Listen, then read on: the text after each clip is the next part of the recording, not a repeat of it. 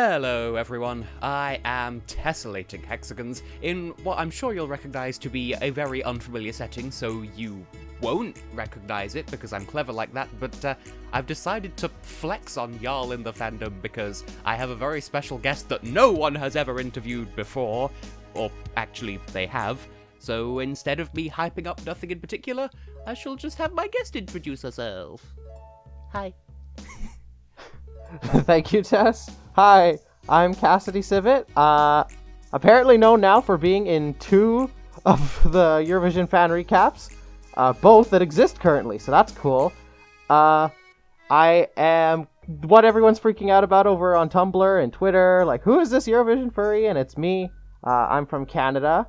I'm a musician, and I love the contest. And I know Tess here, and we were like, oh, that's cool. Let's see if we can make something happen here.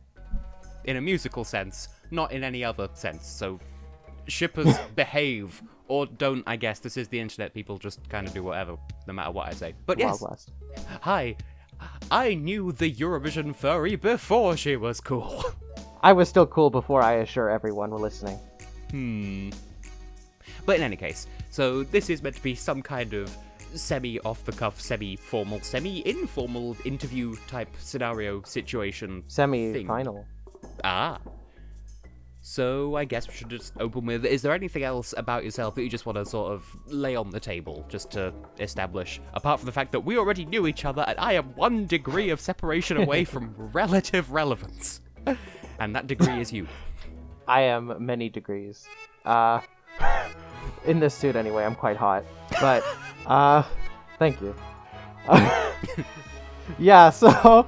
I've been watching the contest since 2014 in Canada, where I live. It's not something that's broadcast on the television, so to find it, we kind of have to discover it ourselves. I've made reference in the past that I find that most Canadians know about the contest from well-timed trips to Europe, where they accidentally stumble upon the entire contest in the country that they're visiting. I've heard this story way more times than you probably think. Unfortunately, Celine Dion winning the contest hasn't really carried its reputation here. So I found the contest on my own in 2014, and I've been writing songs and submitting them into the contest since 2015, and I will not stop. Just not stop till you get one in. You're just not gonna stop ever. Like, you're just gonna, move over Thomas Gearson, Ralph Ziegel, the one who shall not be named. I'm sure we'll get back to that one. Sharon Vaughn. And Sharon Vaughn. It's okay. I can at least write songs as if English is my first language. So. Now there's a rabbit hole. But I suppose that does sort of lead nicely into so before we get into other stuff, we'll start with stuff that isn't other stuff, and that is to say, what is it that you currently do? Because obviously, it wasn't your plan, I'd imagine, to go semi-viral by accidentally stanning Slovenia and the Czech Republic, probably because the EBU probably didn't have enough footage for them, because that's not meant to be an insult against you. It's just, I believe you told me in possibly confidence that you'd submitted footage for every single slot in the recap, and the EBU would be like, oh my god, people accidentally hate these songs. Well, we have people who did every single song, so we'll put you in there. Or am I just theorizing and accidentally stepping on your feelings? Honestly, I think you are right, because I did do the entire thing. I mean, if anything, I missed the first couple seconds of Albania, because that's the first one in the video, but the ones that I feel like I tried the hardest for were Denmark, because I used my brother's, handmade wooden carved guitar and was jumping around with it, and, flicking my fursuit hair all over the place, and they still didn't use it. So I was like, okay, literally the 2 I feel like I kind of phoned in, they used, which was fine, but, how are you exactly going to bust a move to Voda, right?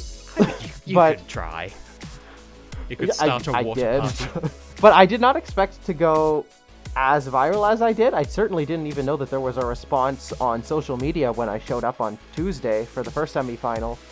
I also, being in the Eurovision furry sort of community, I expected someone else to do something, but no, not even I don't know, there's so many other people with suits, and just I'm the only one that actually took the time to make a video.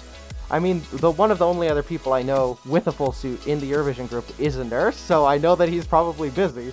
but I thought someone would do something, and so I guess I'll remain the first furry and probably only furry this year to have sent in a video. Honestly, I'm surprised as well, because there was someone else who was like in a unicorn onesie, and that's not quite the same thing.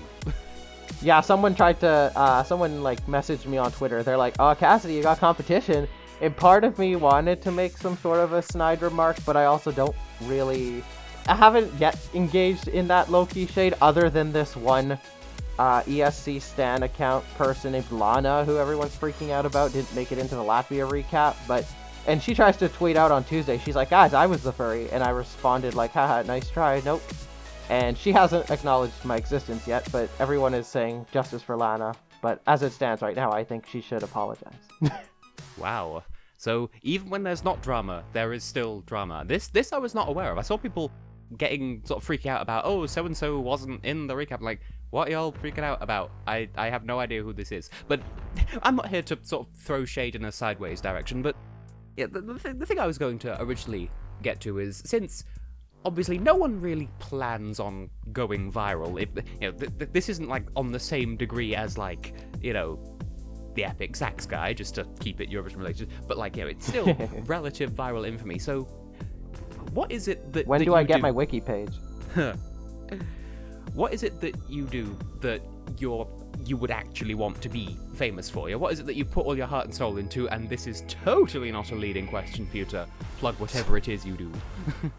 I have, as I've said, I've been trying for 5 years now to get a song into the contest. This year I feel like was the closest I've ever come, because I was in talks with the Greek head of delegation for my song Greek Fire, which is not out now because I was kind of waiting to see if they take it again, but I did perform it publicly, so I don't know if it would, the UBU doesn't seem to care about anything anymore, so really, rules are fluid.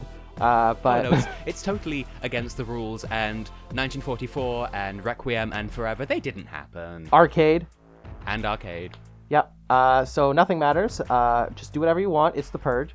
But I would love for nothing more than to just be in the delegation at the grand final, waving around a little flag on a stick for whatever country decides that my song is worth putting up on that stage. I'll stage the whole thing too. Just like, let me at it.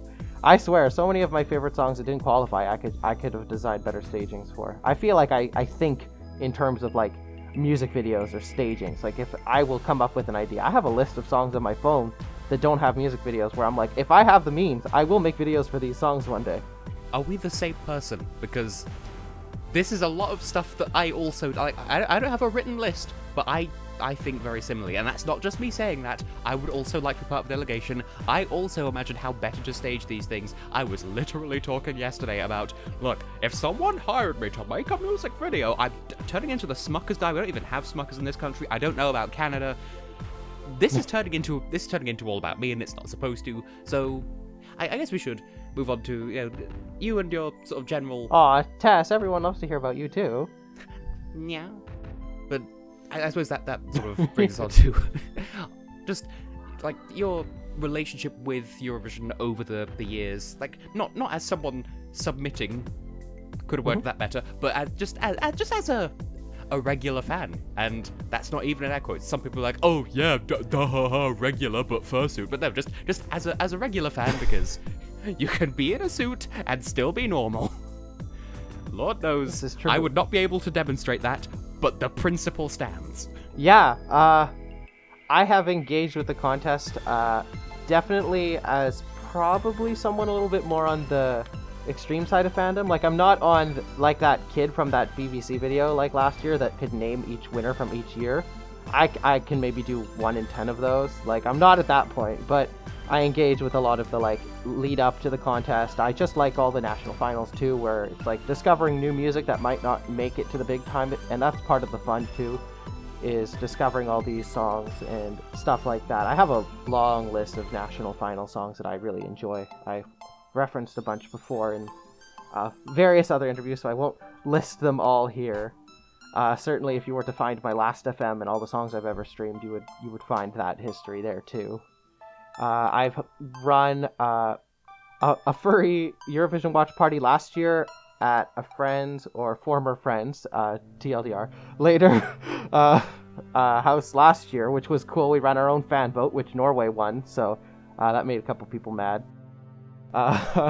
I've done semi-final watchings with my friends.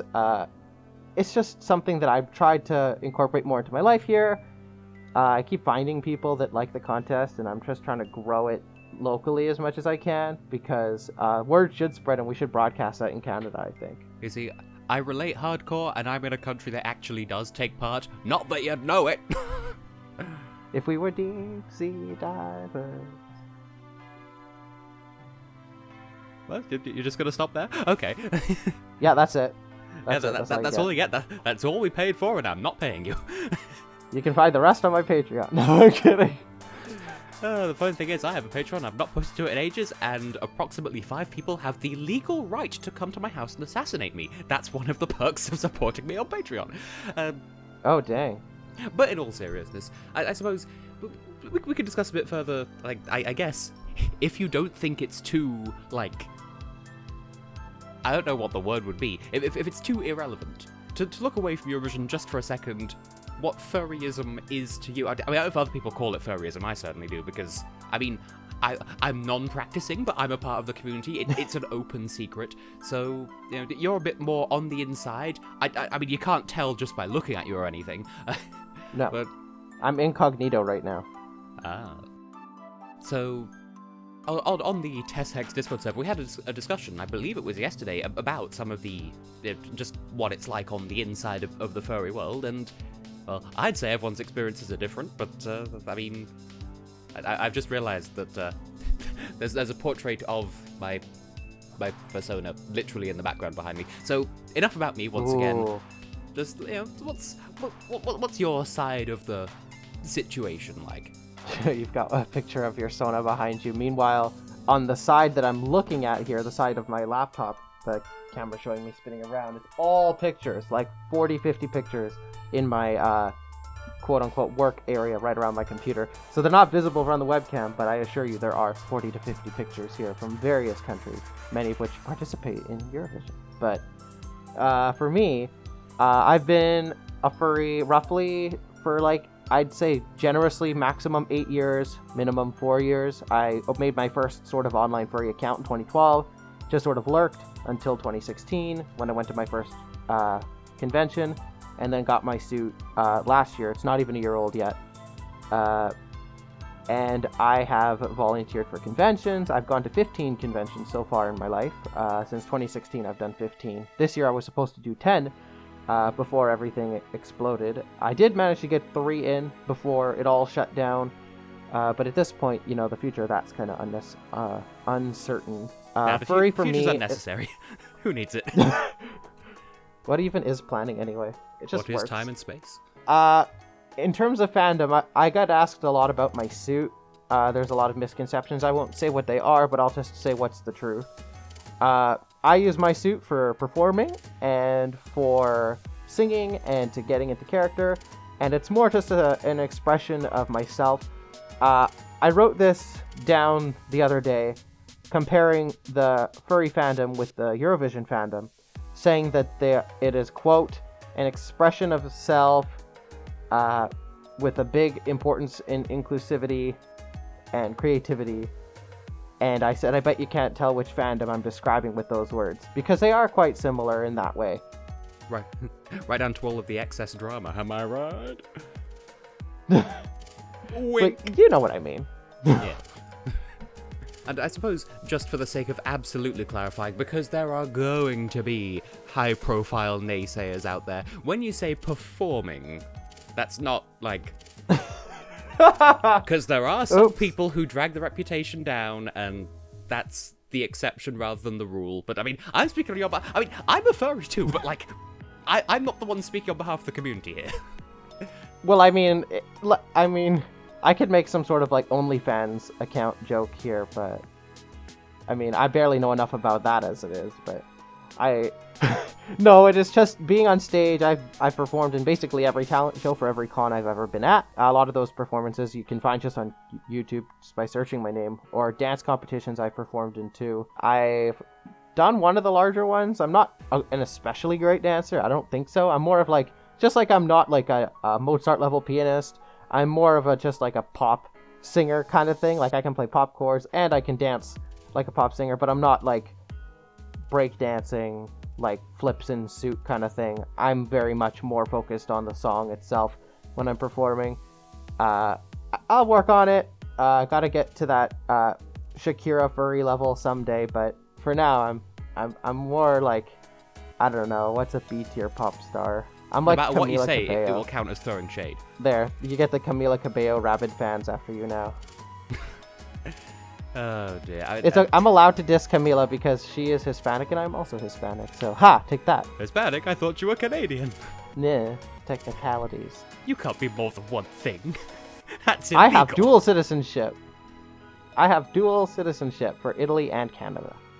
Oh, Expect a furry entry in San Remo next year, maybe. Unless they pick Diodato again. Fur rumore. Ugh. God, no. Unbelievable. How do you viewers put up with this shenanigans from this lion over here? Rude.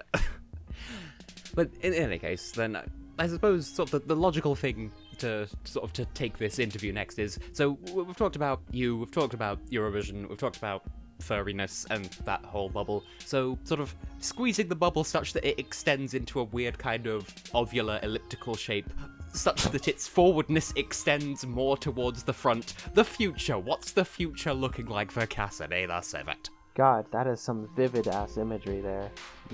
I do be like that. Very rich with those words. The future of Cassidy will hopefully mean some sort of contest entry in the future. I have certainly got a couple coming. Lots and lots of time to work on songs in quarantine, which I have been now in for 2 months. I have not worked since March, or since like the first week of March, for real. Like it's been a lot of free time on my hands. The future for me is time.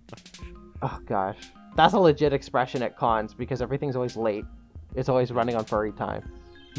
I had that happen at TFF. Earlier this year, I was a musical guest for the first time at a convention. So I assume, being optimistic that there will be conventions in the future, that I might end up being a guest at more, but who's to say? Haven't signed anything yet. I would love to perform and share my music around some more. This year, as I said, I was supposed to go to 10 cons, but because of this situation, that has been cut, and I'm basically giving up on that at this point. But before it all went bad, I spent the entire month of January working on my debut album, which I released in February. So there is music out that I put out because I was meaning to promote it this year, but it didn't happen. 2021, I have no idea. I'd like to maybe get some sort of a mini album out while I'm stuck here at home the whole time. It's all kind of a work in progress, but I'm going to continue to make YouTube videos as best I can because editing takes forever. I'm going to be continuing to make TikToks because people seem to like those. Going to continue watching Tessellating Hexagons videos. Yeah. I keep doing that. I don't do that a lot. You're bringing the bring it out of you. worst out of me. I'm bringing it. I'm known for dragging the worst out of people. But I didn't get to make that joke earlier when you were commenting about submitting, but anyone who knows me knows that I do not submit for anything. And then there's me. Moving on. Whoa! We're gonna have to talk about that later. Oh, misses. So, just at the mention of conventions, just to... I personally would rather like to attend one at some point, but living in Britain, and by extension, Europe, we kind of don't have any. Like, we have one, and it's in Germany. So, for all intents and purposes, we don't have any, and I want to go to one, and just sort of paint a brief picture for people who aren't familiar. What is it like? What goes on at these conventions? Is it this massive orgy party that the internet hates it as being? It's not. Maybe in certain hotel rooms it is, but I mean, there are thousands of hotel rooms there, and frankly, I think that you would find one of those at a regular hotel, even when there's not a convention on. So, but no, they tend to be quite tame affairs. A lot of them are all ages. There are a couple that are 18 plus. It doesn't mean that people are having sex in the hallways or anything in the public spaces or anything like that. It just usually means that there's some element of like gambling or something like that, especially like the convention in Reno, Nevada, I believe is 18 plus. because it is literally in a casino. So stuff like that is what you will typically find. A lot of the conventions raise money for charity. The sizes tend to range from like, I don't know, several hundred people to several thousand people. The one in Germany is one of the biggest in the world. There is 2 in the UK that I know of. Confuzzled, I couldn't tell you how big it is or what city it's in. And then there's ScotiaCon, which is in Scotland, and I also can't tell you how big or what city. Though generally I am quite good with that. It's just the European ones I'm a little rougher with the estimates on. I know the American ones, like I can tell you that like MFF last year had like 12,000 people. It was like the biggest in the world. I was there, so that's why I know that. But conventions I do enjoy. I would like to go to more, and I will certainly like to go to one with you, Tess. Oh. That was an honest reaction. Gonna get you to Nya even more. No. This is truly wonderful. It's not the first time I've been told that about the way I go now. But, so... It is so cute! That's the thing with you furries, you always tell me I'm cute! Actually, people just tell me that anyway, but the furries do it a lot. Well, they're not wrong. Touché. Well then, so, just sort of bring things... To make the aforementioned orb into some kind of shape that satisfies... Stop it. So... More orb imagery. Yeah, I don't know what I'm doing. I don't know who gave me this much power, but I'm using it. So... You're orb-obsessed. But okay, to bring things back to why we're on this call in the first place, apart from the fact that we were friends before you were famous, don't forget the little people who helped you get to where you are. But yes, so... Obviously, you've seen how people have reacted to you specifically appearing in the recaps, so, how are you feeling at the moment, bearing in mind everything? Like, just with regard to the fame that you have eaten. Yum. It's very low-calorie fame. The response has been good. I'm kind of on the edge of my seat, because I feel like there's almost an expectation now. The quote-unquote grand final, or the Europe Shine a Light thing is tomorrow. And I did submit for that as well. I submitted for the Johnny Logan What's Another Year cover. And I thought I knew in my recap video what the good parts were and what they would use, but I was totally wrong. So they might pick a really off-key, awful part of it, or they might pick the part that I know is the best vocally, which is the end, is the very last note of What's Another Year. I do the falsetto note, and it's like, it actually is really good. So I'm like, I don't know, if there's an expectation now. People are anticipating it. I can't promise anything, because it's not like the EBU told me that I was going to be used, but I made myself available, so if it happens, it happens. In terms of responses, I guess I've only received 3 that I would even classify as negative. So I was going to bring that up, that some of the responses have been a bit on the mean-spirited side, so yeah, how have you been dealing with that? How's it been? I feel like, at least on Twitter, I've only noticed 3 that were mean and that stayed mean, because there were certainly a lot that were sort of like, WTF, there's a furry. But I literally responded to every single person that used the words furry, Kamama, recap, Voda, Eurovision, like some combination of those. I found every single tweet about it, and I responded to everyone. And as soon as I get up in their face, they're like, "Oh, Queen, yes, legend." So of all those people that have tweeted like WTF, which is like probably I'd say 200 to 300, I've only had 3, I think, people stay mean. And 2 of them were from the Kamama thing, and then 1 was from Voda. They weren't even standing the songs necessarily, they were just anti-furry. But even then, it was sort of very, it's not even funny, and the thing is anyone that knows me, or has seen any of my live streams or anything like that, knows that if there's a hater, I just roast them. I am very capable of roasting somebody on the spot, even if it's just a username and not even a picture, I will just set you on fire. So I am not at all intimidated or bothered by any of what I've seen, and most of the time, when they see how active and engaged I am in the Eurovision sphere, like when on Twitter I reply to them, and my name is literally The Furry from Eurovision Dancing to Voda or Kamama, or whatever my name is, I don't remember the specific wording, but I'm a genuine fan, and I think I have the history to prove it, and I say I've been submitting since 2015, and people actually get a little bit impressed. Because I'm not just some fake, stupid North American fan like Justin Timberlake pretending to have seen every edition of the contest, but like, I actually do like the show, and I've watched the show. Not every edition, but I think I've seen at least half of them, if I was going to be quite generous with myself. The earlier ones I haven't seen as much, but I've seen everything from the 90s and the 2000s and the 2010s, so that is, like, around 30, I think? Something like that. In all fairness, once you get into the 90s and further back, my interest just completely drops off the chart. Maybe I'm a fake fan, but just modern contest, better contest. Fight me, fandom. No, I agree. I think that there's a special kind of weirdness in those years where it was televote only. That, I think, is something... Because, like, I love to see stuff like that with really weird voting, but to do that now, to, like, kind of spend an entire contest to then have the vote be entirely televote, seems like it'd be, like, an experiment that could be, like, bad. But I don't know. I think it would be interesting, certainly. But that's something I liked about those editions, certainly. Because it was like, oh, it's 100% televote, and it's very weird. It was the first time that it ever happened, and there was a lot of first-time winners as a result. It's almost like the juries aren't very good at their job. But that's a discussion for another time. And my camera is screaming at me that it's running out of batteries, so I should probably wrap things up soon. I think the jury from Armenia might disagree. They are the most unbiased jury ever. Yep. This is not my hand stroking my chin. Is it someone else's hand, then? Yes, I keep a spare. But I suppose just to wrap things up, is there anything else that you want the internet people to know about you? And also, is there some way that communally we could prove that I am indeed talking to the furry from Eurovision, and this isn't just like, ooh, I found some stock footage of a fursuit, and then I dubbed some audio, and just something to prove that this is us, and we do actually have this existing friendship? God, I don't know what that would involve.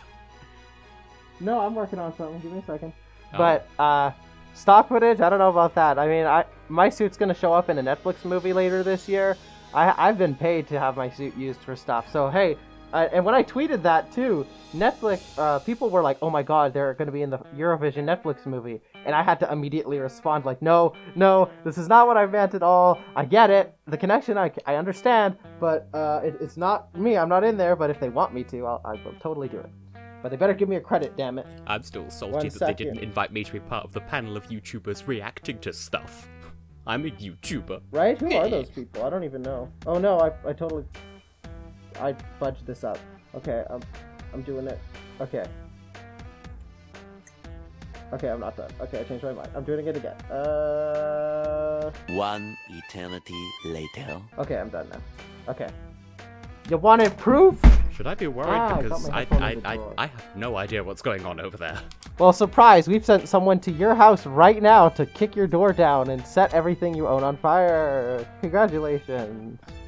Ellen DeGeneres! I know. She's heartless. Yeah. But anyway, I know a lot of people on Tumblr at least. You can't see it right now, but I'm holding up a piece of paper that says, "Hi, Tess," and then several faces. There's an OWO and the pointy W one. I don't know what the name of that one is, but I accidentally made one of the points in A because I'm an idiot. Then I put love Cassidy, and then I put a nya with a heart. It's like you've seen how I type online and stuff. Right? It's almost like we're like friends. Who would have guessed? But yes, so I know one thing that we've discussed as well is that certainly on Tumblr, people tend to default to seeing someone in a fursuit and, in your case, accidentally misgendering you. Do you want to set the record straight on that? Yeah, she, her pronouns for me, please. I get the defaulting, though. I mean, statistically, you are likely to be correct. But, I mean, you also shouldn't, like, do that with regular people, either, where you guess and sort of default like that. Like, you wouldn't say, like, oh, the doctor, how's he doing? You know, if you don't know. So just, like, shut up, maybe. Don't use the... Just don't. I'm not even someone that gets that upset by it, but I especially for generalizing a whole group like that, I don't think you should even put in the pronoun. Unless you know what it is. Okay, one last thing. Who's your 12 points go to this year? I've given my 12 points to Norway. which is an interesting choice, I know. But the rest of my top 10's full of all the ones that you like, or that the fandom generally likes. I'm not necessarily talking about you, Tess, because Bulgaria is my 8 points. Or no, Bulgaria is not my 8 points. It's 10. No, it's 10 for Iceland, 8 for Bulgaria, actually. Yeah. So, yeah, I've got a lot of those typical fan favorites. What's the fan favorite this year that I am not crazy on? Might be Lithuania, but it's still in my top 15. Like, I still like it, but it's not in my top 10, I think. What's another fan one this year that I just am not super keen on? I like Uno. Uno's like a bop. It's fine. It's not like artistically the best song of the year, but is it like probably the catchiest? Yeah, probably. All of this being thrown out onto the table, then, is there anything else that you want to say as we sign things off here? Yeah, well, thanks to everyone for showing such an interest in me and for giving sort of, I guess, quote-unquote, furry culture a chance. I'm glad I've been able to represent it as I have, and certainly on an international level, it seems, to, like, literally millions of people. I don't know if I can handle millions of people messaging me on Twitter, but if you have questions, go ahead and message me. And hey, if you're millions of people, then you could follow me instead. Or as well. Well, follow both of us.